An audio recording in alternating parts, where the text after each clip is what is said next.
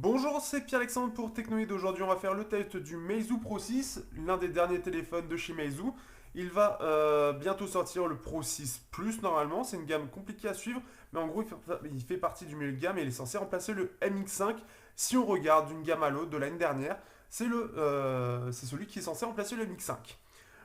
Il faut savoir que donc c'est Belchine qui nous l'a prêté, donc merci à lui du prêt. Donc aujourd'hui il est vendu à 400 euros, il est avec un Helio X25 qui a fait un petit peu parler de lui avec le côté 10 cœurs de l'appareil sur trois architectures différentes, ce qui est un peu particulier, que je développe d'ailleurs dans le test complet.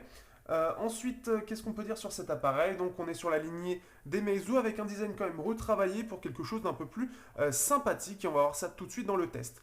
L'autre particularité, c'est qu'il a une petite batterie de 2560 mAh avec un processeur 10 cœurs. Qu'est-ce que ça peut donner? C'est la réponse et c'est assez surprenant.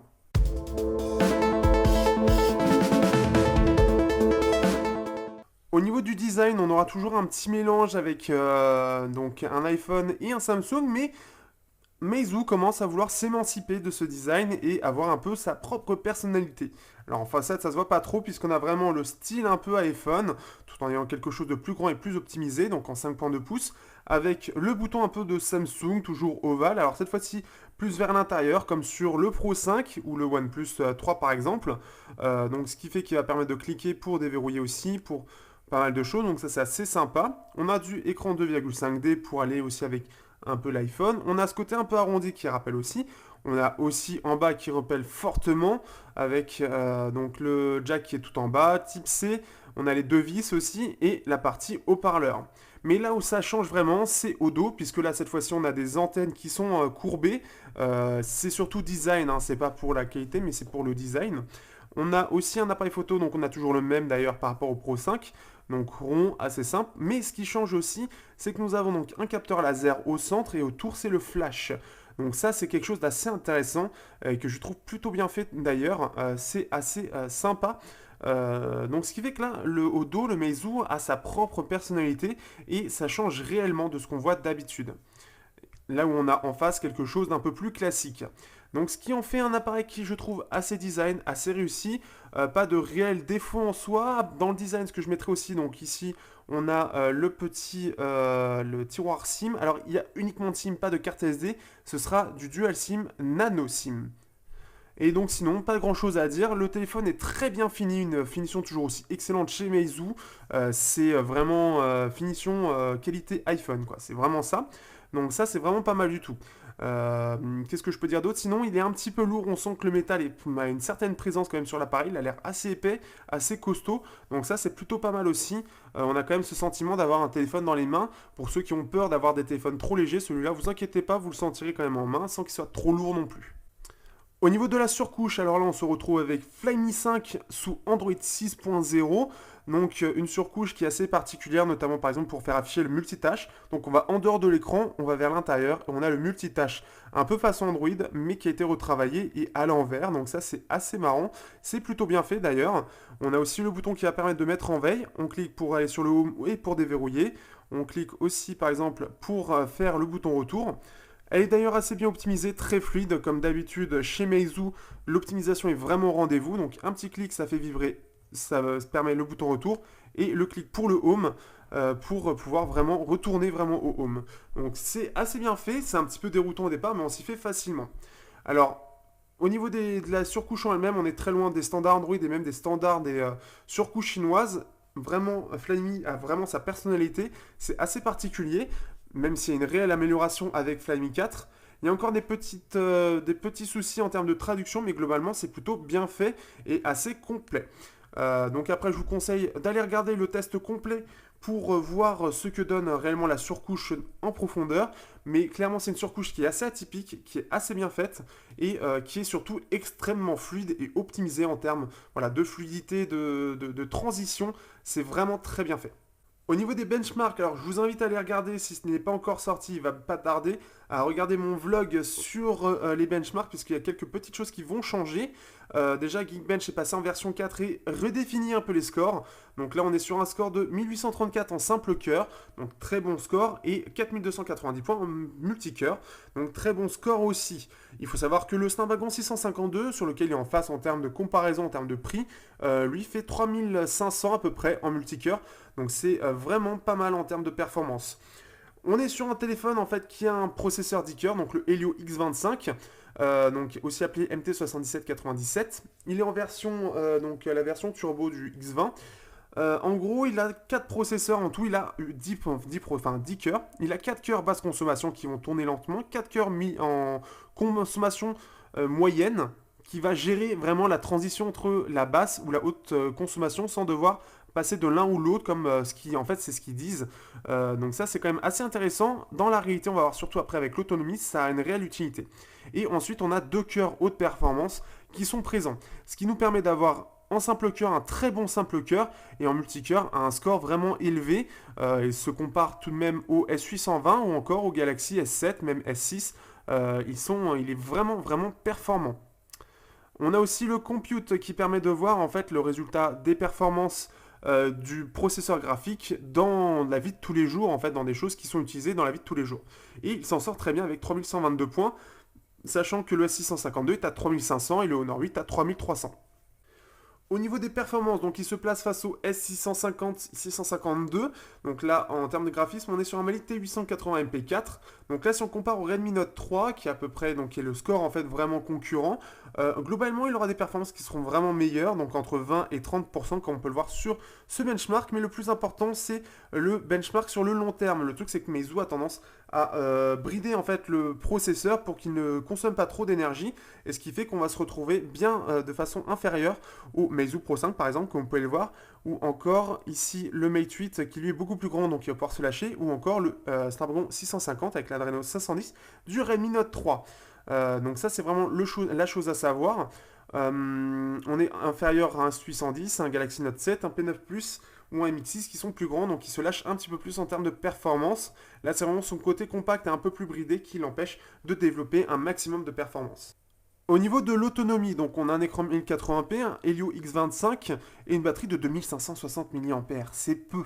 Mais pourtant, l'autonomie m'a agréablement surpris puisque j'ai réussi à faire à peu près entre 5 et 6h30 écran allumé. Donc c'est vraiment pas mal du tout, surtout en mix 4G Wi-Fi avec les réseaux sociaux, des photos, ce genre de choses. Donc quelque chose d'une utilisation tout à fait classique.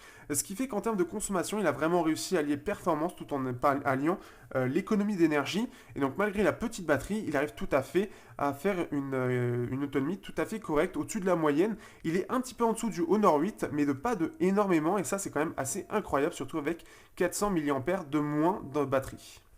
Au niveau de l'écran, on se retrouve avec un écran 1080p AMOLED en 5.2 pouces, donc une densité tout à fait correcte, un écran qui est pas mal du tout, donc déjà un AMOLED qui est soit très peu lumineux au minimum, soit très lumineux au maximum, et on va pouvoir régler en plus de ça le mode d'affichage. Alors pour moi le plus sympa c'est le mode photo, vous avez le mode standard mais que je trouve un peu terne, le mode adaptatif qui va s'adapter selon la luminosité pour que vous puissiez voir par exemple quand il y a un fort soleil, il va être en mode très coloré pour que vous voyez le mieux. Par contre, ça va être très peu représentatif de la réalité. Ce qui fait qu'on a des couleurs plutôt correctes, sans être trop flashy, un poil saturé, mais par exemple en mode standard, ce ne sera pas très agréable. Ce qui fait qu'en plus de ça, la molette a tendance à peu consommer, et on peut voir les angles de vision sont très bons, donc pas de souci, l'écran est vraiment pas mal, j'apprécie beaucoup le rendu. Au niveau du son, donc on aura toujours une puce dédiée comme tous les Meizu, c'est-à-dire qu'au lieu d'utiliser la puce du processeur, ça va utiliser une puce spécifique d'une autre marque dédiée à l'audio pour avoir un meilleur rendu. Ce qui fait qu'avec un bon casque ou des bons intras, vous allez avoir un très bon son, un peu moins bon que le Pro 5, mais il a l'avantage de consommer moins d'énergie, ce qui est un peu le but aussi de Meizu. En termes aussi d'haut-parleurs, on a quelque chose qui est assez sympathique, une puissance tout à fait correcte et une restitution pas mal du tout, mais plus axée sur les médiums comme vous allez l'entendre ici.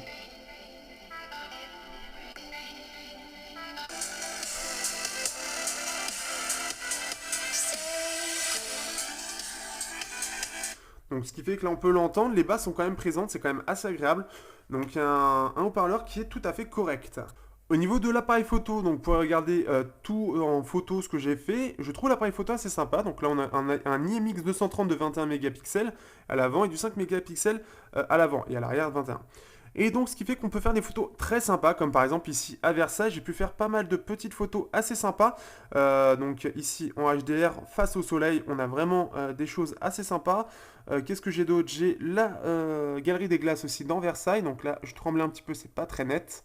Mais par exemple ici on a quelque chose de très net, donc des photos qui sont quand même pas mal détaillées, qui s'en sortent plutôt bien, mais c'est surtout en basse luminosité où il va commencer à pêcher et être de moins en moins précis. Néanmoins, si vous aimez faire des pauses la nuit, donc vraiment avec un trépied, si vous aimez, eh bien vous pouvez faire des photos assez sympas. Donc pareil, vous pouvez regarder vraiment au complet dans l'album, tout va être fait dans le... Donc pour regarder dans la description. Et il y a des photos vraiment vraiment sympas que j'ai réussi à faire. Donc c'est assez sympa. Il a vraiment des performances tout à fait correctes. Il est un peu moins bon par exemple que le Honor 8, mais vraiment il se défend. Il peut faire des photos vraiment vraiment très sympas. Au niveau de l'appareil frontal aussi, on aura quelque chose de tout à fait correct, avec un angle assez bien ici. Donc on peut me voir en vidéo. Donc ce qui fait que voilà, la qualité photo des des deux appareils photo sont vraiment corrects. Vous pouvez regarder en détail dans l'album. Ici vous pouvez voir, je suis au soleil en vacances et on a un angle plutôt bon. Donc ce qui fait que voilà, un angle plutôt bon qui capte bien la lumière. On a pas mal de détails. Au niveau des jeux, on se retrouvera avec un appareil qui gère plutôt bien.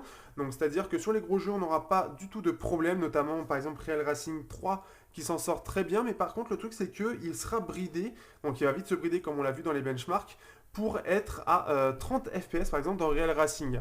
En effet, Meizu veut vraiment faire en sorte que l'autonomie soit au cœur de l'appareil sans pourtant autant sacrifier les performances. Donc c'est juste bridé et pourtant on a après une bonne qualité graphique. Donc ce qui fait que c'est tout à fait agréable dans les divers jeux auxquels j'ai pu jouer. Alors que penser de l'appareil, de ce Meizu Pro 6? Eh bien, c'est pas du tout le remplaçant du Meizu Pro 5, c'est plus le remplaçant du Meizu MX5. On aurait pu se poser des questions par rapport au processeur et surtout l'autonomie, mais en fait on a une autonomie tout à fait correcte. En effet, avec à peu près 5 à 6 heures écran allumé, avec un processeur tout à fait performant, un écran de très bonne qualité, il est aussi assez compact, hein, on a des bordures assez fines, un prix de 400 € et un appareil photo de bonne qualité, on a un ensemble qui est vraiment très homogène pour le prix, très équilibré. On aurait pu avoir peur avec la batterie, mais c'est tout à fait vraiment tout à fait correct. C'est vraiment d'ailleurs la surprise, c'est d'avoir vraiment ce rapport performance-autonomie qui est vraiment pas mal. Donc ce qui fait que c'est un appareil qui en plus de ça est assez sympa avec une surcouche atypique et un design qui rappelle un peu un iPhone à l'avant mais qui a quand même qui maintenant a sa propre personnalité. C'est un smartphone que je recommande, même face aujourd'hui au Honor 8 qui est sorti, puisqu'il est quand même atypique, il a ses propres points forts et après quelques points faibles aussi. Ce qui est dommage aujourd'hui, c'est qu'on n'a pas la 4G 800 et on n'a pas de port SD, mais pour le prix, c'est quand même pas mal. Optez si vous voulez pour la version 64 Go qui est un petit peu plus chère, mais pour ceux qui se suffiront à 32 Go, ce sera largement suffisant. Donc voilà, un téléphone qui m'a beaucoup plu, en tout cas qui m'a accompagné sur pas mal de choses dernièrement et que j'ai vraiment apprécié à utiliser. Donc ça, c'est vraiment une bonne chose. En tout cas, merci à Belchine pour le prêt. Je vous dis à bientôt pour un prochain test sur Technoid.